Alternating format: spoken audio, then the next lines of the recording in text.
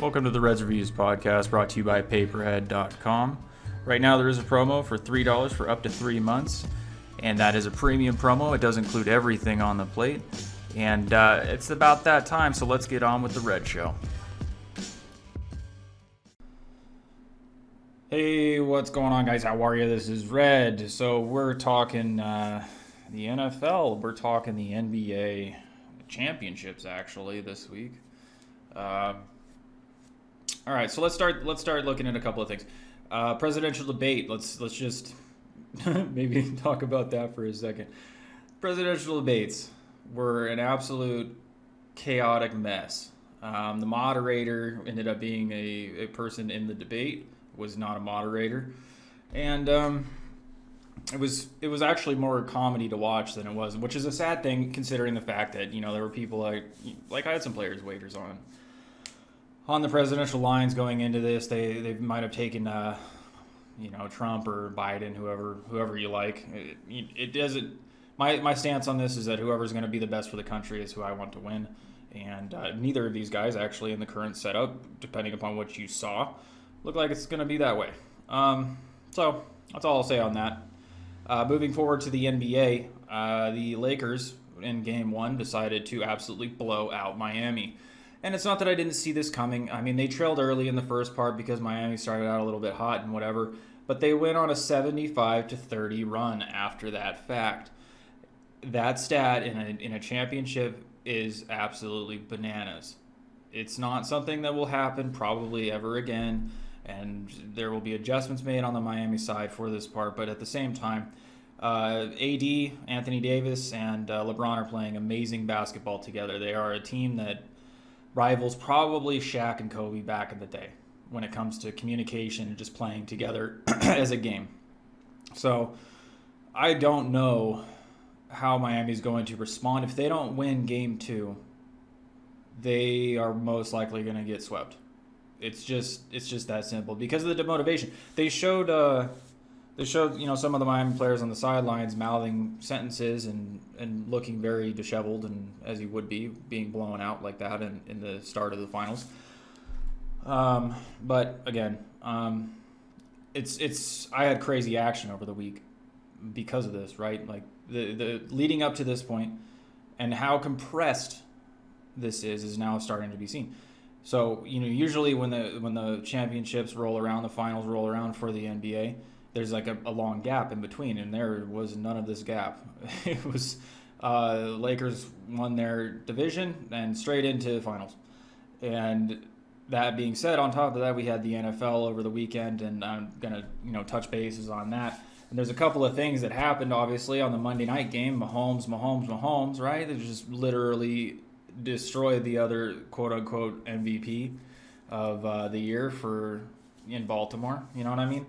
And what this means necessarily is that there's a new favorite in the NFL right now, which is Mahomes. And it used to be the Bradys. It used to be the guy for the Packers. What's his name? Oh my goodness, Aaron Rodgers. And these guys that are on the headlines and all that stuff, and now it's the Mahomes, it's the big trues. That's the guy for Baltimore that they call. And it's not so much that I'm not in with the new generation of NFL players, because it's always been fun to watch the running backs get drafted out of college and see them do really well. So again, the surprising thing that you're going to see, and if you do look at it, is Josh Allen and the Buffalo Bills. They're 3-0 right now. A team that's 3-0 that was not really on the radar for anybody's predictions is doing as well as they are. And you look at what's going on in Tampa Bay with the Buccaneers and Brady, and even the Patriots doing well with Cam Newton. There was so many critics that said that Cam Newton was never going to be able to work with Belichick, and that's absolutely false at this point. I think Cam just knows that he has a real coach in this, and he's not going to try and be Superman, as he used to call himself, in these senses, and be able to run the team. He's going to listen to his coach. And that's the most important part, because the coach knows the team better than anybody else, and he knows the game better than anybody else and what they are capable of or not capable of. And I think that's why this is working out better than anticipated. So, as far as whatever happened on my sheet, like I said, we had a crazy amount of action. And it was a lot of it was on the pregame, but again, I've mentioned this before with the live wagering and the amount of lines that are available on it. They're playing through the entire game on almost every set. So the early, the middle, and the night game, I'm just getting action nonstop, and it's something that, like I manage this, right, and I sit back and I just check my phone. But at the same time, like this is the most I've ever checked my phone. So, and it's good. It's good along those lines to be able to be in that position. Obviously, I would rather be doing that than having to be answering the phone and talking to these guys about lines and whatever else, like the old days. But again, there's so much going on right now that it is almost overwhelming. And what I will say that going forward, right now, I'm actually probably looking at expanding a little bit and maybe bringing somebody that can help me manage this sheet. It's not something that is unheard of in our business. Obviously, as you grow, you need to have what they call, subs or like underlings, whatever era you're from.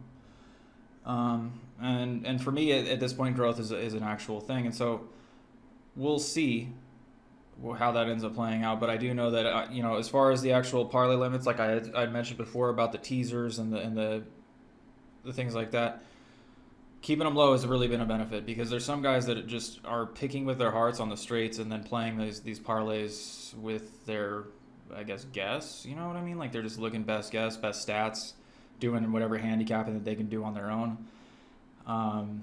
And they're actually hitting some of these things. So keeping them low has been important, because they'll blow themselves out on a straight and then come back and win on a parlay, and it's like nothing even happened for them. I mean, obviously the juice is there for me, but that's not what I'm in it for necessarily on big weekends. I'm in it for, big blowout weekends. And I did have some guys that actually have been beating me on straights and money lines and betting, -5.5s on the money line, stuff like that.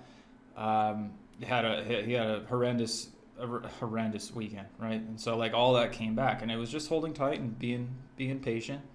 And that's kind of the name of the game in this. And the most important thing overall is the integrity that you have as yourself, right?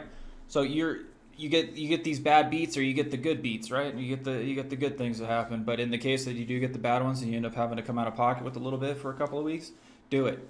Don't sell yourself out. Don't make it so that these guys can spread the word that you're a false book, or however you want to call it. But again, cranking right now, and looking forward to it. This week in general, they're releasing the new live dealer that's coming out. There is a thing I logged in today. I saw a pop-up thing that says new live dealer, yada yada yada, enable here. And I will be doing that for my players. I'm going to be turning it on to see what it's like, to see if they like it more, if they're going to continue to use it. And hopefully, they play longer on that, just like they have been on the other live wagering platform. That's the premium one. It looks better. I mean, I kind of went in and checked it out, and it looks better. I think that overall it's a lot cleaner. The people on there's a wider variety of tables, at least, So it's just new, fresh stuff, and that's kind of the benefit of being at a company like this, and having them, continually try to increase the offerings and markets and actual professionalism of the account that I'm allowed to run, through them. So looking forward to the next week to see how the change in volume goes, or at least the change in win-loss goes on the new platform. And I guess we'll be checking in then. And also, too, I did get word that there's supposed to be a new digital casino that's supposed to be released. Coming, I guess they said like within a couple of weeks. I'm guessing mid-October. And we'll do a review on that, I think. I think we're going to go through and kind of look at what's available now on that and see how much it really improves, and do a little recording on it. So Hope you guys are doing well out there. Hope the odds are in your favor, and always, good looks. Have a great one. Thanks for tuning into the Redz podcast, brought to you by PayperHead.com. For all relative promos going on right now, please check them out at PayperHead.com. Also, opinions expressed on this show are not that of PayperHead.com. And if you do like what you hear, for all the agent news coming up, please like, subscribe, and follow. We will see you next week.